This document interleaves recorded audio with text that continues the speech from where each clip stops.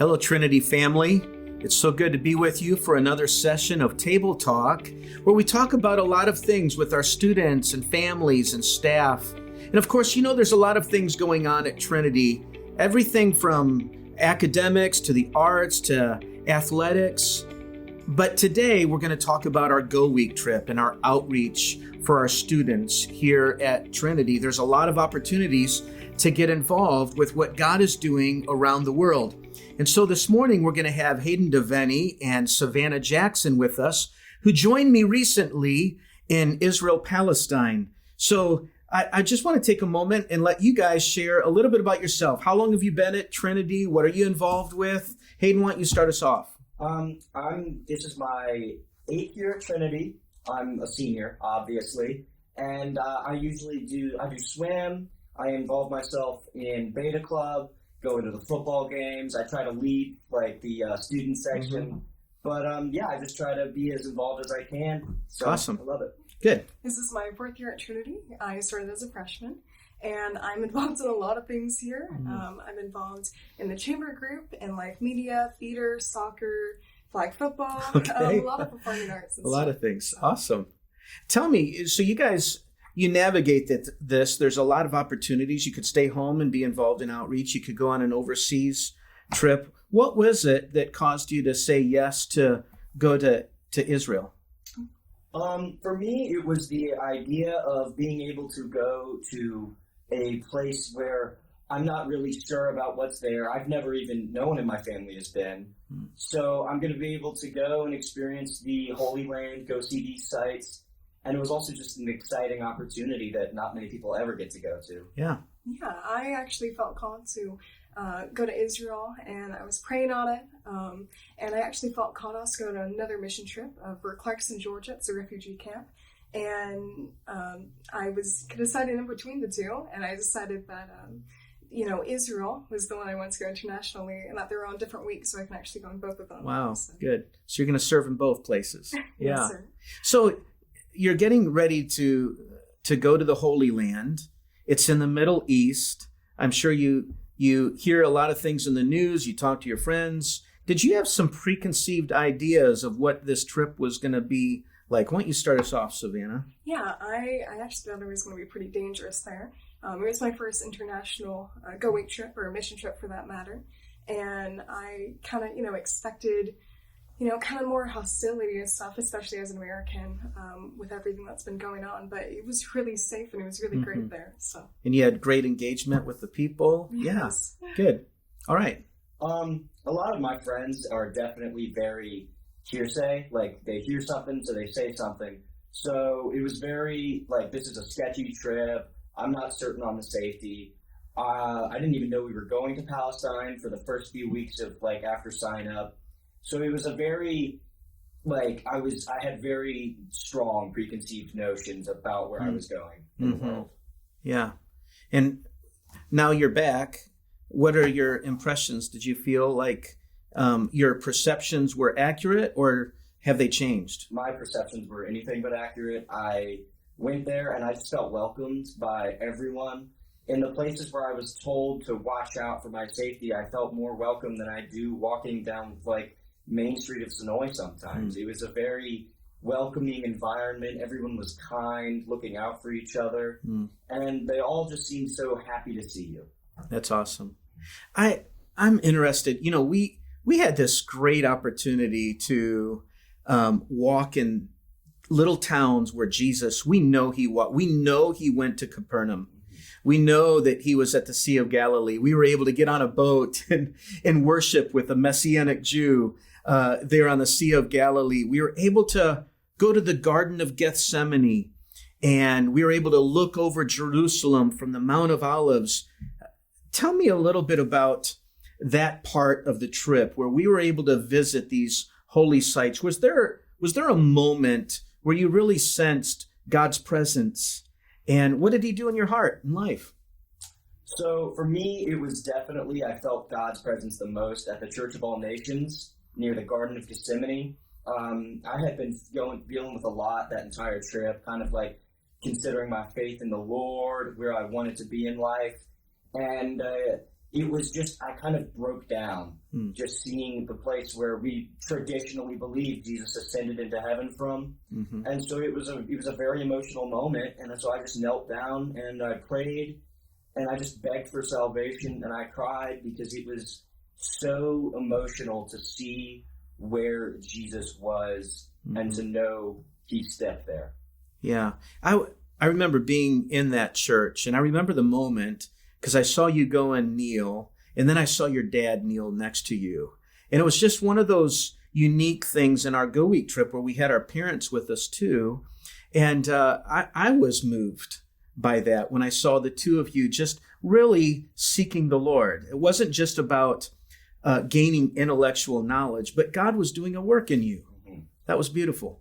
It was a moment that I was able to share with my father, which I'm forever grateful for. I was thinking of the sheer love of the Lord coming here, sobbing for us, dying for us, and just how all of that was for me in particular, for my dad in particular. And so I was able to kind of just think of all of that. And it really just reaffirmed my faith and my father's faith, I think. All right. Hayden, do you proclaim Jesus as Lord? Yes, sir. All right. Upon your public profession of faith, I now baptize you in the name of the Father, and the Son, and the Holy Spirit. Awesome. Savannah, how about you? I mean, I really felt God's presence everywhere we went. There was a lot of time that we could, pray and just like sit in silence or, walk around. And I just really felt God's presence everywhere that we went. Savannah, do you proclaim Jesus as Lord? Yes. All right. And upon your public profession of faith, I now baptize you in the name of the Father, and of the Son, and of the Holy Spirit. Amen. All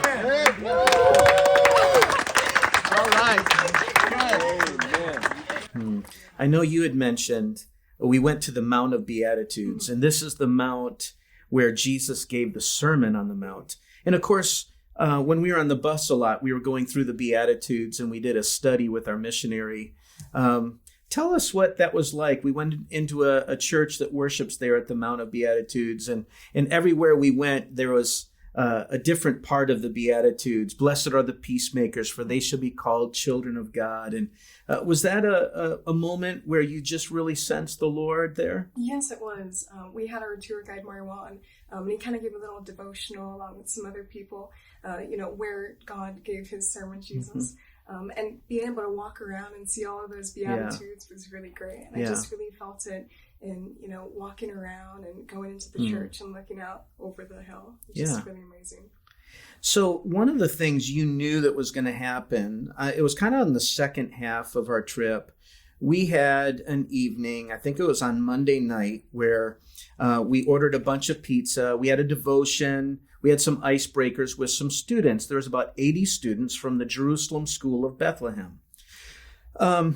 Tell me a little bit about that, because it's always nervous. It's a bit nerve-wracking when you're meeting other students. And these are all Palestinian students. Have you ever had a chance to meet a Palestinian? What were your thoughts going into that? I was definitely preparing myself for they're going to be my age. They're going to have lived here, and I'm just going to be an American that was coming to visit. I was very, I guess, almost nihilistic about the whole thing. I was very not looking forward to it, stressing out. But the second I got in there and sat with the boys my age, it was like I was with friends I've known for years. I was able to connect with all of them, just feel the presence of the Lord in all of them, the love for each other, even those separated by maybe faith or like where they live. And it was all just very communal. I felt so welcome. Yeah. Yeah. I mean, all of the students with all the girls kind of, them walking in and just introducing myself and then sitting down at the table and everyone just being so friendly. And it was like they were so, curious and interested in, life in the United States and stuff. And I was asking questions about life there. And it was just very, we clicked very well, especially whenever, we were all Christians and kind of talking about our faith and kind of how that shapes us and stuff. Just having really deep conversations and stuff, even the first night of, meeting each other. I asked a question to the students from JSB, Jerusalem School of Bethlehem. what did they want us to know as Americans about them? Were the answers surprising to you? And what was the answer that really stuck out to you? The answer that I still remember to just till this moment is that we love the Lord. They just wanted us to know that. And later on, I kind of learned that they were going into it just as nervous as we were. I mean, they thought that we were at Trinity, that we are the super biblical, that we would not, we would judge them on everything. And it was just a very profound moment where they just felt almost called to identify themselves as Christians. Yeah, having that connection, the same thing. Whenever they were we worship the same God, we have the same love as you guys have for God. And kind of getting into those, deep conversations about faith and about testimonies and stuff. It was really amazing.